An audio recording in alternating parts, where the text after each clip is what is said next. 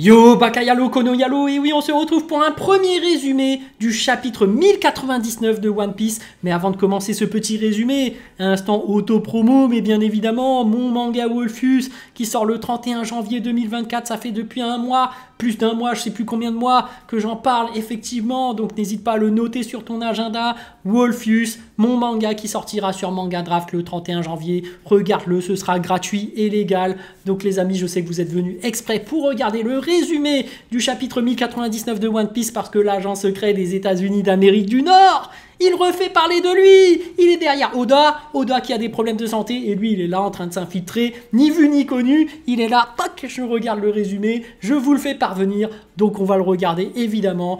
Je vous mets le lien en description. Il s'agit d'un mec sur Twitter, donc comme vous le savez déjà, c'est toujours le même lien, OP Spoiler. Donc on va regarder le premier résumé du chapitre 1099 et puis on va réagir en fonction. Les amis, let's go, c'est parti. Hop, on se regarde ça tranquillement.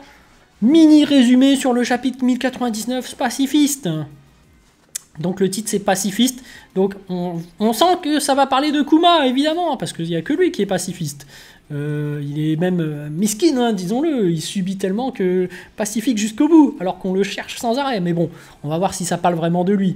Bref, petit résumé, c'est parti. Donc nous commençons avec le retour du roi Bekori avec quelques forces de la marine. Il a obtenu le soutien du gouvernement mondial en tant que roi légitime du pays. Kuma les a vaincus seul et est devenu le roi de Sorbet. De nom, après de nombreuses demandes, tandis qu'une autre personne dirigeait le pays. Ah bah finalement Kuma les a vaincus, donc il se tape quand même. Mais bon, on le savait, hein, Kuma était quand même un combattant, il a quand même mangé un bon fruit, il a quand même des capacités, même s'il est gentil et tout, mais bref. Bonnet a mangé le fruit Toshi, fruit HH, accidentellement. Ok. Bekori a encore survécu, et c'est lui qui a répandu des rumeurs sur Kuma et l'a appelé tyran.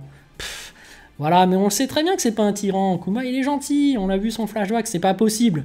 Il a rien fait d'aussi horrible qui mérite ce surnom. Bref, Bekori a de nouveau attaqué le royaume de Sorbet et Kuma les a encore vaincus. Après cela, Kuma a fondé un équipage de pirates et porte toujours l'épithète de tyran. Dragon a indiqué à Kuma l'emplacement de l'île d'Egghead où se trouverait Vegapunk. Suite à cela, Kuma et Bonnie ont été lui rendre une visite. Ok, donc Dragon, en fait, il a pas fait grand-chose à part communiquer les coordonnées de Egghead. Franchement, Dragon révolutionnaire, il serait temps de le voir en action, j'ai envie de dire. Parce que quelqu'un d'aussi grand, d'aussi célèbre, en plus père de Luffy, comment ça se fait que depuis le début de l'histoire, on ne le voit pas en train de se taper? Moi, j'aimerais bien voir ses pouvoirs en action, j'aimerais bien voir à quel point il est fort. Depuis le début, voilà, il donne des infos, il réagit, mais finalement, il fait pas grand-chose. Hein. Même au sein des révolutionnaires, c'est plus Sabo qui fait des choses. Donc, bon, je suis un peu déçu. J'aimerais bien savoir quel niveau de puissance il a. On aimerait bien savoir s'il a le niveau Yonko ou pas.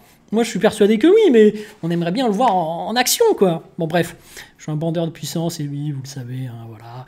Kuma a accepté d'être le prototype du projet Clone Trooper, connu sous le nom de Pacifista. Ah, Clone Trooper, ça rappelle un peu Star Wars, tu vois. Enfin bref, en échange de la guérison de Bonnet gratuitement. Ah, c'est un bon Kuma parce qu'il cherche avant tout à soigner Bonnet. Vegapunk a décidé de nommer le projet Pacifista lorsque Kuma a dit qu'il était un peace lover. Pacifista, c'est donc ça le titre, c'est d'où... parce qu'il est pacifiste en fait, Kuma, donc c'est lié à ça. Ok, et il dit qu'il était un peace lover. C'est quoi ça? Quelqu'un qui aime la paix, quoi, en gros. Pendant ce temps, Saturne écoutait la conversation. Aïe, aïe, aïe, Saturne.